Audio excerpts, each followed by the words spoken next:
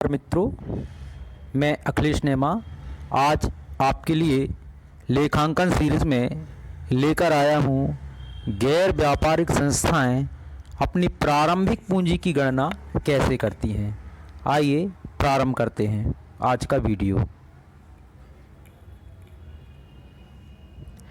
जैसा कि मित्रों आप जानते हैं कि गैर व्यापारिक संस्थाओं की अपनी कोई पूंजी नहीं होती, क्योंकि इनकी स्थापना का उद्देश्य लाभ कमाना नहीं होता। इनमें कोई व्यक्ति अपनी पूंजी नहीं लगाता। संस्था को यदि बचत होती है तो उसे ही पूंजी मान लिया जाता है।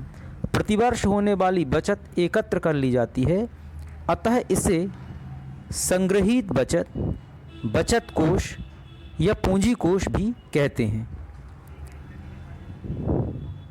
तो जैसा कि आपने समझा कि गैर व्यापारिक संस्थाओं की कोई पूंजी नहीं होती।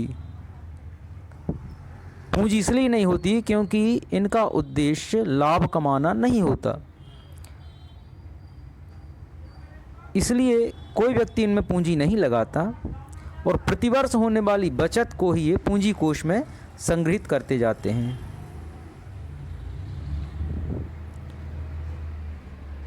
अब जब गैर व्यापारिक संस्थाएं चिट्ठा बनाती हैं तो पूंजी का ज्ञान होना आवश्यक होता है, इसलिए चिट्ठा बनाते समय प्रारंभिक पूंजी की गणना अत्यंत आवश्यक होता है।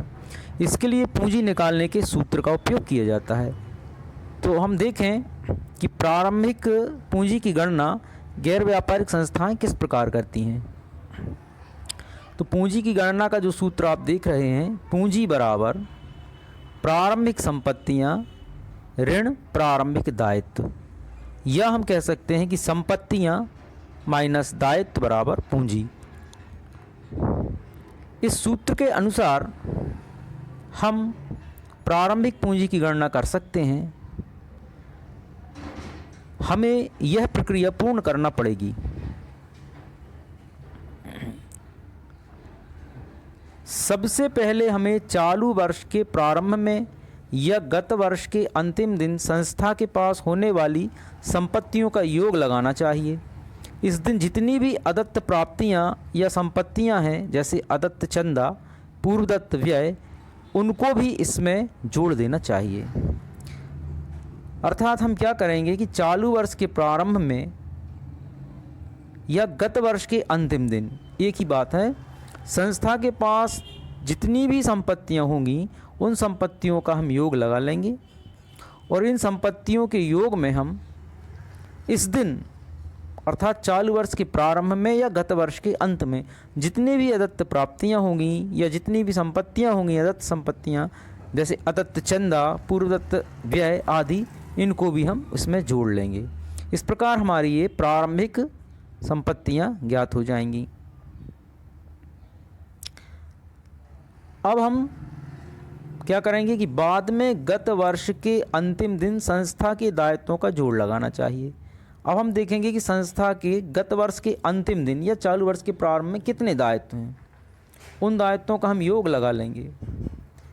इस योग में हम अदत्त व्यय हैं, यदि उस दिन अदत्त व्यय हैं तो उनको भी हम इस योग में जोड़ देंगे। आगे हम देखते हैं कि गत वर्ष के लेनदारों को भी जोड़ना चाहिए। अगर इस वर्ष उन्हें भुगतान कर दिया गया है तो उनका लेखा इस वर्ष के चिट्ठे में नहीं करना चाहिए। इस प्रकार समस्त प्रारंभिक संपत्तियों में से समस्त प्रारंभिक दायित्वों को घटा देने के बाद जो शेष बचेगा वही इस वर्ष की प्रारंभिक पूंजी होगी।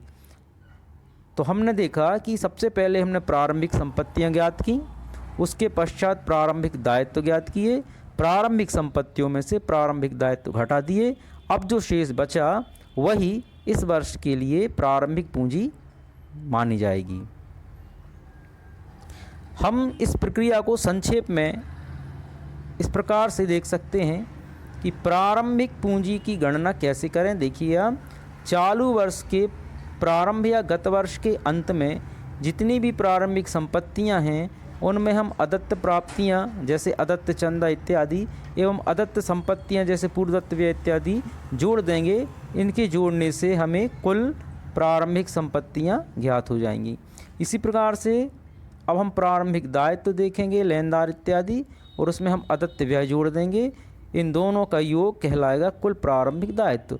अब हम कुल प्रारंभिक संपत्तियों में से कुल प्रारंभिक दायित्व घटा देंगे, जैसा कि आप यहाँ नीचे देख रहे हैं। इस प्रकार से ये हमारी कुल प्रारंभिक पूंजी ज्ञात हो जाएगी।